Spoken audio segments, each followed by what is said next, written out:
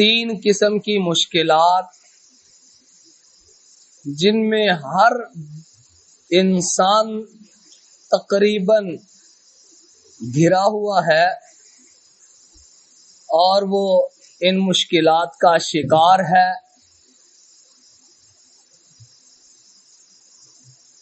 اور مالک کائنات نے ان تینوں مشکلات میں سے نکلنے کا راستہ بھی بتایا. مالک کائنات نے تو اپنے بندے کی ہر مشکل گھڑی میں رہنمائی فرمائی ہے. کوئی لمحہ کوئی گھڑی ایسی نہیں جس میں اللہ ذوالجلال والاکرام نے اپنے بندے کی رہنمائی نہ فرمائی ہو. آپ اگر توجہ فرمائیں گے تو آپ کو جن مشکلات میں ہم گھرے ہوئے ہیں ان مشکلات کا بھی اندازہ ہوتا چلا جائے گا. اور مالک الملک نے ان مشکلات سے جو ہمیں نکلنے کا راستہ دیا ہے، اللہ کی قسم وہ بھی سونے کے پانی کے ساتھ اور سونے کی تاروں کے ساتھ لکھنے کے قابل ہے.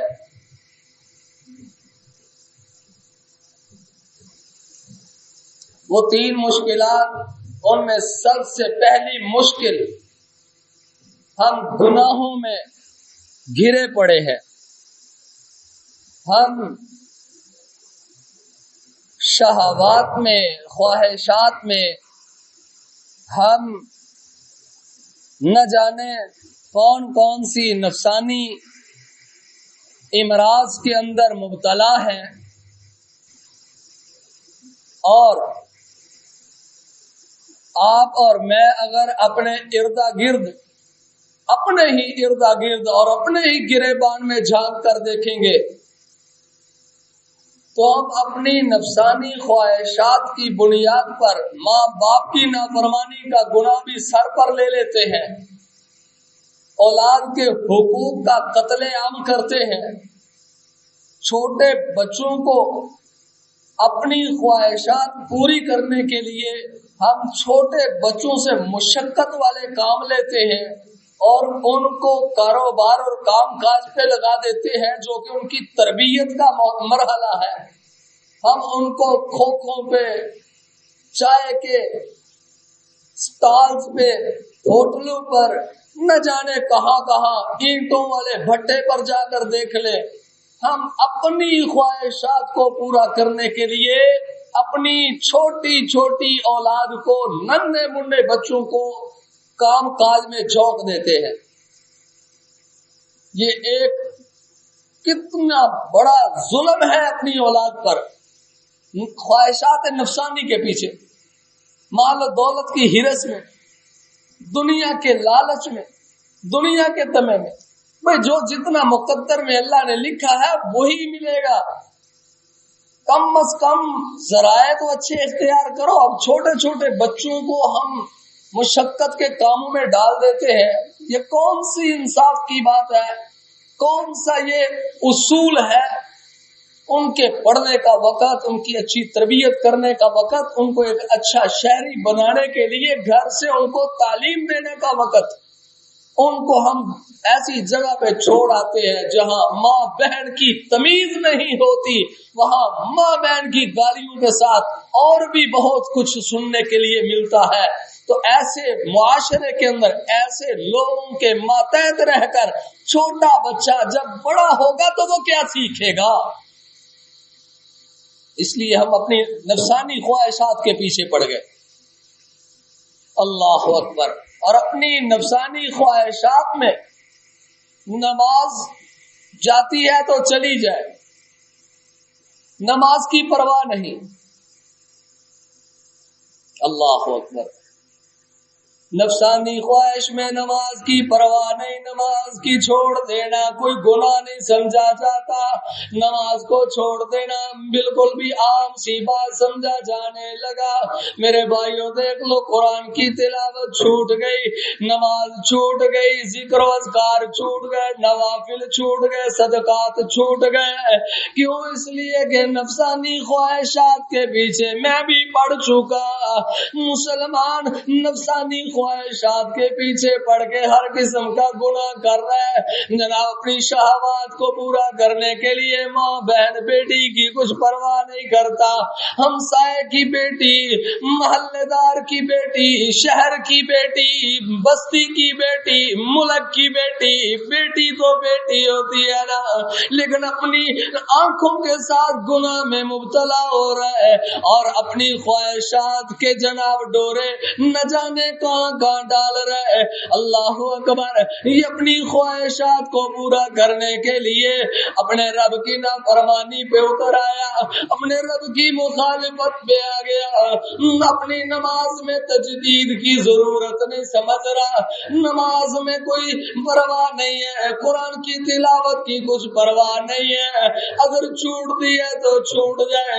میرے بھائی ایک وقت تھا میری ماں اور بہن جو تھی صبح کے وقت اٹھتی تھی، نماز کے فوراً بعد سورہ یاسین کی تلاوت کیا کرتی تھی۔ یاسین والقرآن الحکیم انک لمن المرسلین علی صراط مستقیم۔ سورہ یاسین کی تلاوت کیا کرتی تھی، سورہ الرحمن کی تلاوت کرتی ہوئی ماں بہن بیٹی نظر آیا کرتی تھی۔ الرحمن علم القرآن خلق الانسان علمہ البیان۔ اور میرے بھائی ایک وقت تھا ماں بہن بیٹی بھائی باپ چچا ماموں بھی مسجد کی سب کے اوپر بیٹھا ہوا اشراق کی نماز کا انتظار کرتے ہوئے قرآن کی تلاوت کیے جا رہا ہے۔ الف لام میم ذالک الکتاب لا ریب فیہ۔ قرآن کی تلاوت کر رہا ہے۔ ایک وقت تھا ماں آٹا گوندھ رہی ہے، ساتھ قرآن کی تلاوت چل رہی ہے، ماں پانی بھرنے کے لیے نلکا چلا رہی ہے، ساتھ اللہ اللہ کے نام کی ضربیں لگا رہی ہے۔ ماں جناب ہانڈی بنا رہی ہے تو ماں ہانڈی کے اوپر بیٹھ کے بھی اپنے رب کو یاد کر رہی ہے۔ اس وقت یہ عالم تھا اور بیٹے بھی پھر آپ کو پتہ ہے بڑے بڑے نیک پیدا ہوتے تھے۔ ظاہر ہے یاسین والے آٹے کی روٹی کھائی ہے، الرحمن والے تلاوت کی اس نے ہنڈیاں کھائی ہے، اور جناب اللہ اللہ اللہ الصمد اور اللہ اللہ کی ضربوں والا نلکا چلا کر ماں نے پانی بھر کے بیٹے کو پلایا تھا، بیٹی کو بھی پلایا تھا۔ تو پھر بیٹے اور بیٹیاں ظاہر ہے ابو ایوب انصاری بنا کرتے تھے اور جناب رابعہ بصری بنا کرتی تھی، اور اسی طرح احمد علی لاہوری، اور دیکھ لے آگے پھر جب انہوں نے اپنی اولاد کو پرورش کی، خود سکھ کا بیٹا تھا، جب قرآن کی طرف آ گیا اللہ کے قرآن کو پڑھنا شروع کر دیا، خواہشات نفسانی کو چھوڑ دیا، اپنی شہوات کو پسے پشت ڈال دیا، قرآن کو اپنا اوڑھنا بچھونا بنا لیا۔ صبح فجر کی نماز کے بعد درس ہے، قرآن کا درس چل رہا ہے ظہر کے بعد قرآن ہے، عصر کے بعد قرآن ہے، مغرب کے بعد قرآن ہے، اور پوری ملک میں سے پڑھنے کے لیے قرآن۔ احمد علی کی دروازے پہ لوگ آیا کرتے تھے، بیٹے کو وصیت فرمائی بیٹا ایک طرف میرا جنازہ پڑا ہوا ہو تو دوسری طرف تو میری مسند پر بیٹھ کے قرآن کا درس دے رہا ہو۔ جب یہ عالم تھا نا تو تو اس وقت خواہشات نفسانیہ جو ہے ان کے پیروی نہیں کی جاتی تھی. پھر بندہ ان کے پیچھے نہیں دوڑتا تھا بلکہ قرآن کی تلاوت اور اللہ کے ذکر کے پیچھے انسان دوڑا کرتا تھا. تو پھر بیٹے عبید اللہ انور جیسے پیدا ہوا کرتے تھے اور ایک وقت آیا اپنی زوجہ محترمہ کو فرمانے لگے میرے ساتھ رہے گی تو جس طرح میں فاقے کاٹ رہا ہوں ایسے تمہیں بھی فاقے کرنا پڑیں گے. کہا مجھے دنیا کے اندر رہتے ہوئے آپ کا گھر چھوڑنا گوارا نہیں, فاقے کرنا میں گوارا کر لوں گی. کیوں؟ اس لیے کہ مجھے پتا ہے قرآن کی تلاوت جتنی یہاں ہو رہی ہے کسی اور جگہ پر مجھے نہیں ملے گی, جتنی مجھے یہاں قرآن کی لذت آ رہی ہے کسی اور جگہ پر قرآن کی لذت نہیں ملے گی. میں کسی اور جگہ پہ جاؤں گی, خواہشات نفسانیہ کے پیچھے میں بھی لگ جاؤں گی. آج یہاں کم از کم خواہشات نفسانیہ کے پیچھے تو نہیں پڑی ہوئی. میرے بھائیو, جب تک ہم نماز میں نماز کی تجدید نہیں کریں گے, تلاوت کی تجدید نہیں کریں گے, نماز میں تجدید نظر کرو, ضرور نماز میں سستی کہیں ہو رہی ہے جس وجہ سے آج ہم خواہشات نفسانیہ کے پیچھے لگ چکے ہیں. اصل وجہ یہ ہے کہ ہم سے نماز میں کہیں سستی ہو رہی ہے, اور جب نماز میں سستی ہو تو اللہ کیا فرما رہے ہیں؟ فرمایا مالک کائنات نے فخلق من بعدہم خلف اضاعوا الصلاة واتبعوا الشہوات فسوف یلقون غیا.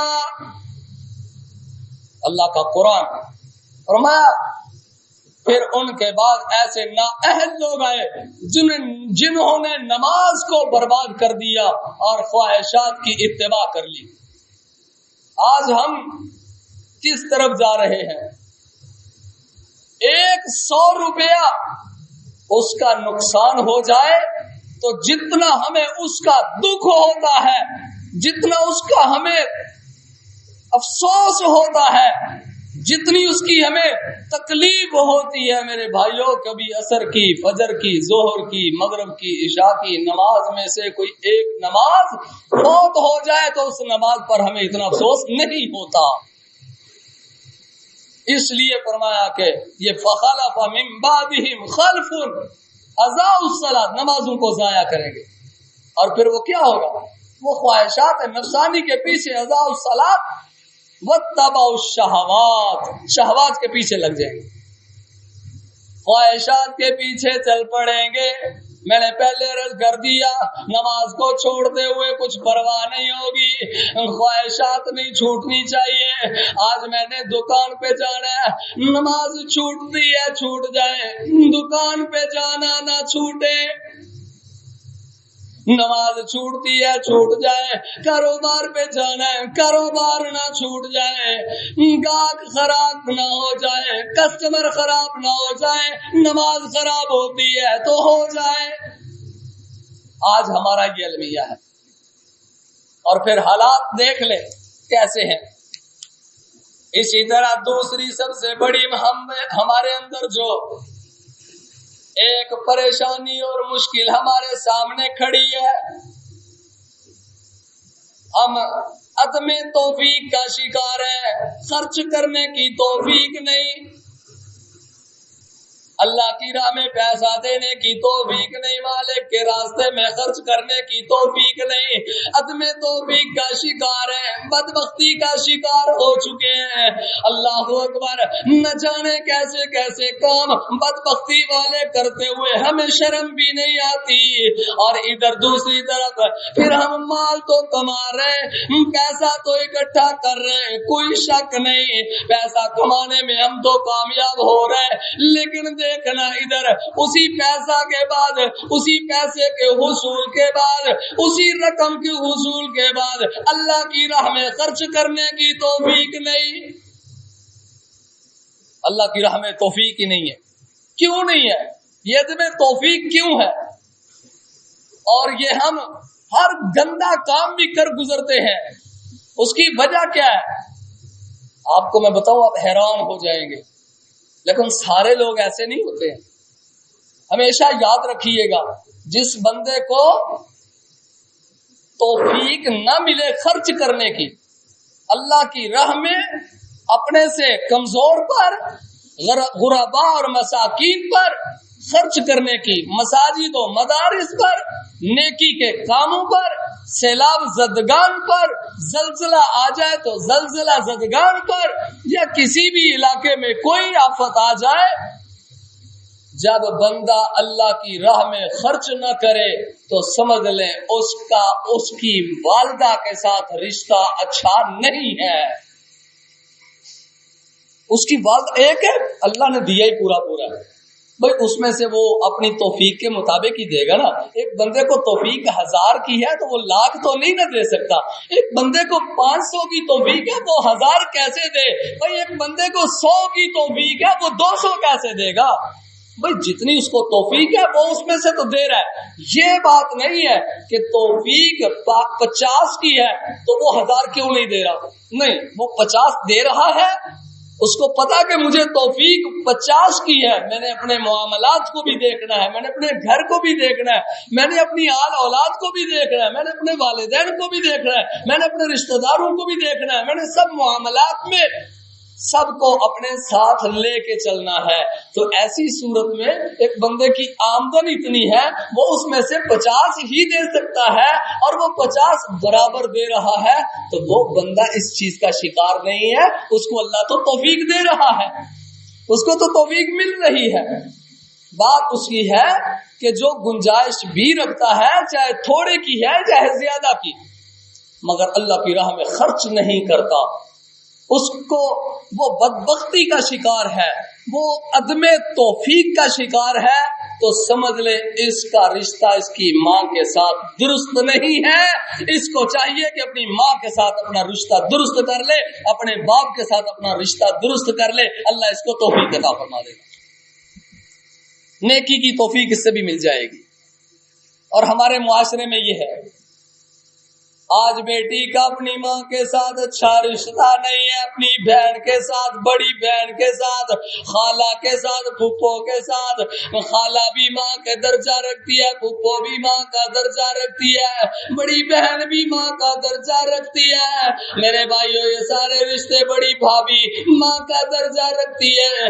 لیکن آج ہمارے ان رشتوں کے ساتھ اچھے تعلقات نہیں ہیں، اور سکی ماں کے ساتھ اچھا تعلق نہیں، تو ان رشتوں کے ساتھ کیسا اچھا تعلق بنائے گا؟ ہمیں ان کے ساتھ اپنا تعلق اچھا کرنا ہوگا.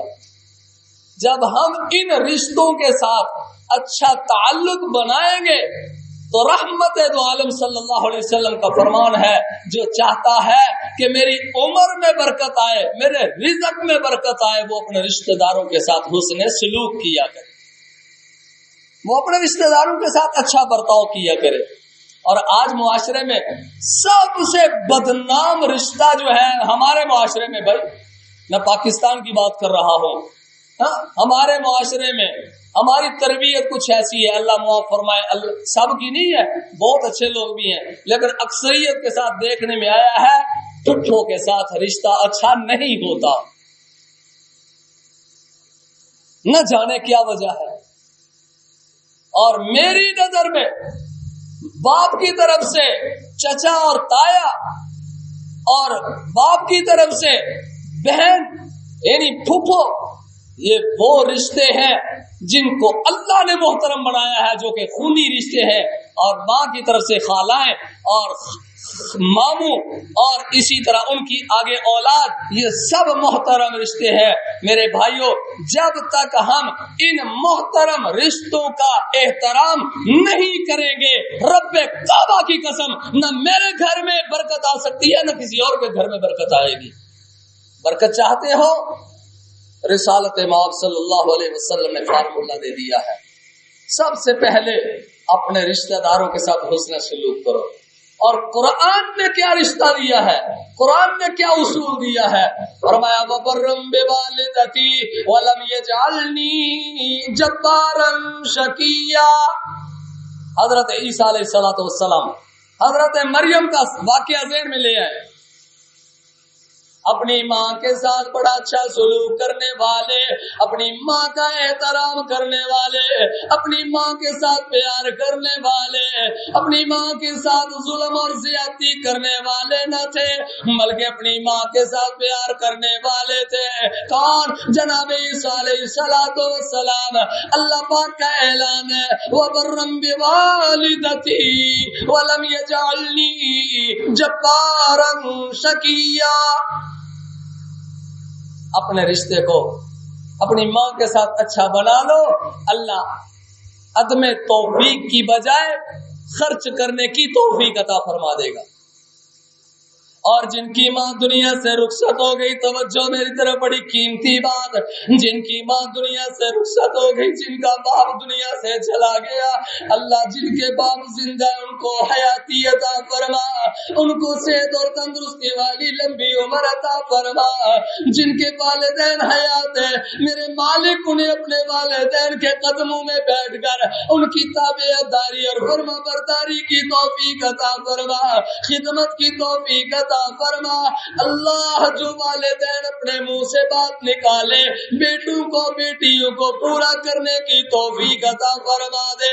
میرے مالک کسی کو بھی اپنے والدین کے سامنے رسوا نہ کیجیے گا۔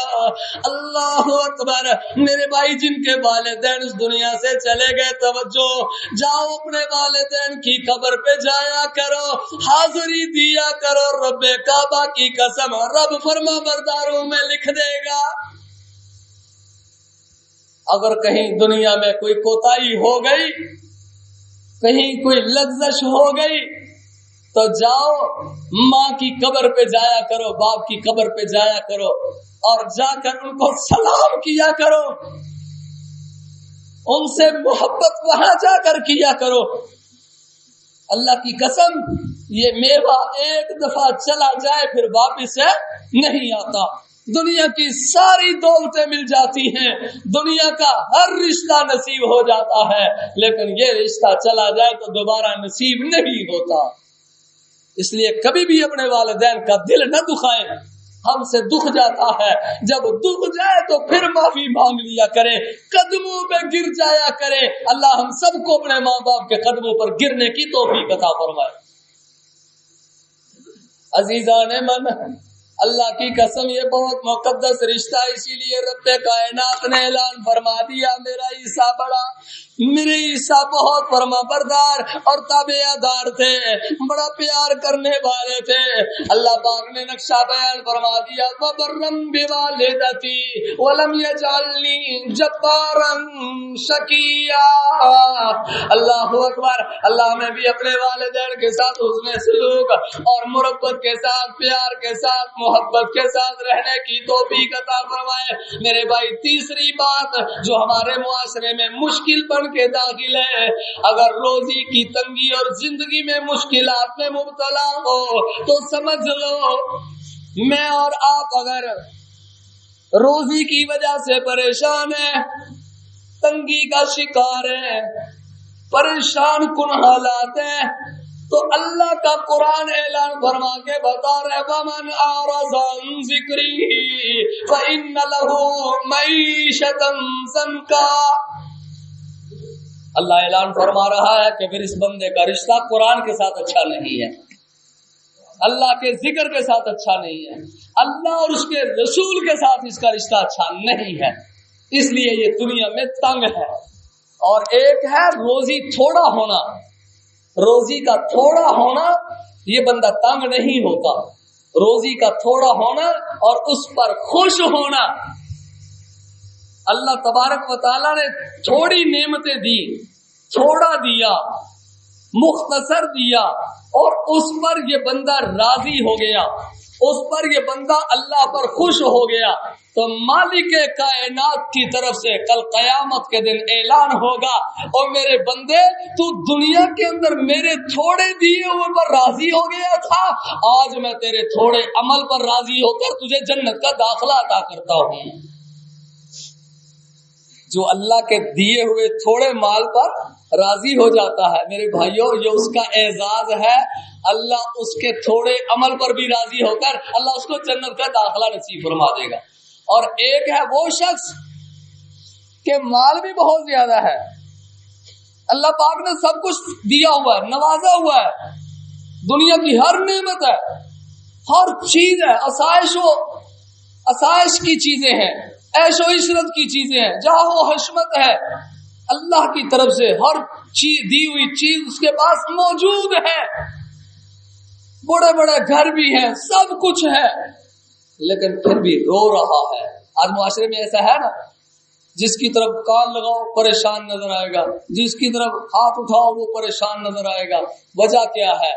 وہ اللہ پر راضی نہیں ہے، وہ اللہ کے قرآن سے منہ موڑے ہوئے ہے، اللہ کے نبی کے فرمان سے منہ موڑے ہوئے ہے۔ جو اللہ اور اس کے رسول سے منہ موڑ لیتا ہے، اللہ فرماتے ہیں وَمَنْ أَعْرَضَ عَنْ ذِكْرِي فَإِنَّ لَهُ مَعِيشَةً ضَنْكًا، میں ایسے بندے کو اس کی معیشت کو تنگ کر دیتا ہوں اور وہ روتا رہتا ہے، اللہ کی دیے ہوئے مال کو سامنے موجود بھی پاتا ہے پھر بھی روتا رہتا ہے۔ اور جس کا اللہ اور اس کے رسول کے ساتھ تعلق اچھا ہو، تھوڑا مال بھی ہو، اللہ کی قسم وہ خوش و خرم نظر آتا ہے، اس کو پتا ہے میرے مالک نے جتنا مجھے دیا ہے میرے مقدر کا ہے، میرے حصے کا ہے، میرے لیے اللہ نے یہ لکھا ہوا تھا، جو لکھا وہ مجھے مل رہا ہے، اور اس پر وہ خوش ہے، اللہ پر ناراض نہیں ہے۔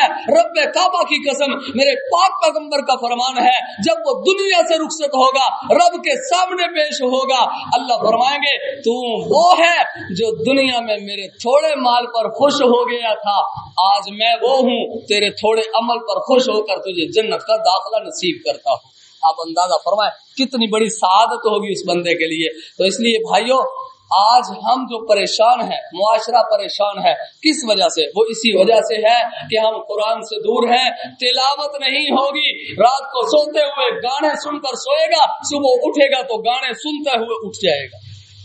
گانوں کی طرف توجہ ہے، اللہ کے قرآن کی طرف توجہ نہیں ہے، اور جناب دیگر اور فضولیات سنے گا، رات کو سوتے سوتے جگتے سن رہا ہے۔ فیصلہ آبادی جگتے ماشاءاللہ بڑی مشہور ہے، بڑا دل لگتا ہے ہمارا، 2-2 گھنٹے بیٹھ کے باپ بیٹا بیٹیاں بیوی سب مل کے بیٹھ کے فیصلہ آبادی جگتے سنتے ہیں، اور سن کر خوش ہوتے ہیں، محظوظ ہوتے ہیں میرے بھائیوں۔ اور وہ جگتے بھی کسی کے چہرے پہ ہو رہی ہے، کسی کے کان پہ ہو رہی ہے، کسی کی آنکھ پہ ہو رہی ہے، کسی کے ناک پہ ہو رہی ہے، کسی کے ہونٹوں پہ ہو رہی ہے، کسی کے دانتوں پہ ہو رہی ہے، کسی کے ہاتھوں پہ ہو رہی ہے، کسی کے چلنے پہ ہو رہی ہے۔ میرے بھائیوں، وہ جسم پہ جگتے کر رہے ہیں، معلوم یہ ہوا کہ وہ رب کی بنائی ہوئی چیز پر طنز کر رہے ہیں، اور ہم سن کر خوش ہو رہے ہیں۔ میرے بھائیوں، جہاں وہ مجرم ہے وہاں ہم بھی مجرم ہیں۔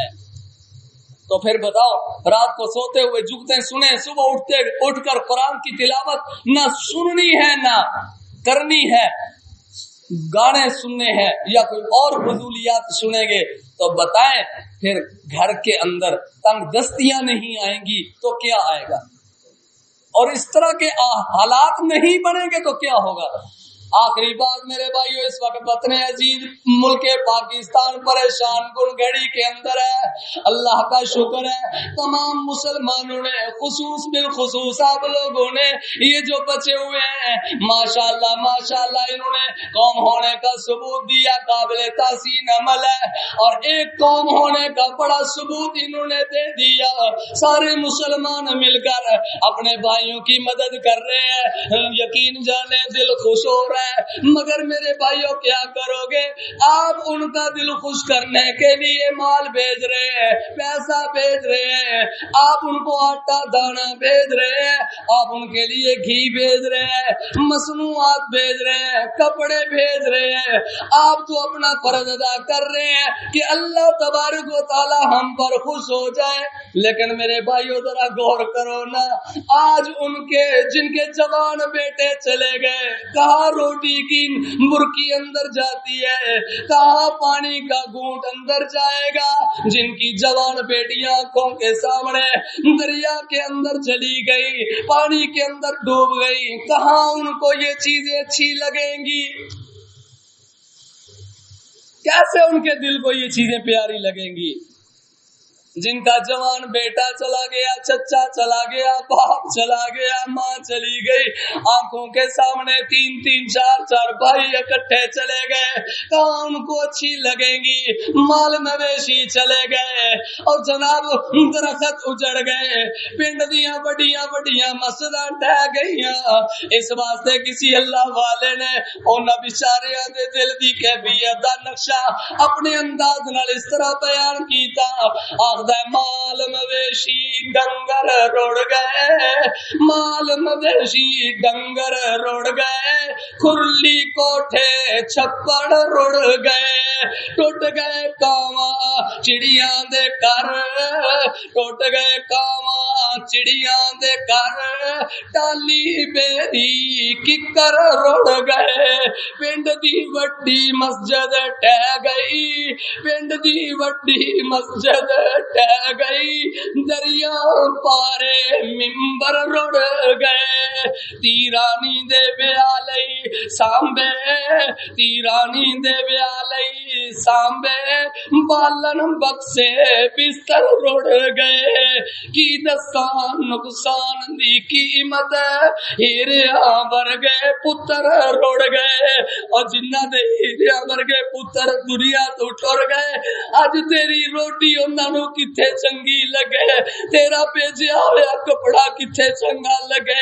میرے بھائی میرے برادر غور کرن دی گل اے، اج اگر مینوں تے تینوں رب نے موقع دیتا ہے تے اس موقع نو خالی نہ جان دئی، ہمیشہ اپنے رب نو راضی کر کے بویا کر، رات نو سون لگے اپنا محاسبہ کر، دن نو اٹھے اپنا محاسبہ کر، دیکھ رات کتے اللہ دی نافرمانی دے اندر اور محمد رسول اللہ صلی اللہ تعالی علیہ وسلم دی نافرمانی دے اندر تے نہیں گزر گئی۔ اللہ دے ہاں دعا ہے اللہ مینوں اور تہانوں سارے مسلماناں نو اپنی اور اپنے حبیب دی نافرمانی تو بچا کے رکھے، اور اس طرح دے عذابات تو ساڈی حفاظت فرمائے، اور ہر قسم دے آلام اور دکھ تکلیفات تو ساڈی حفاظت فرمائے۔ آخر دعوانا ان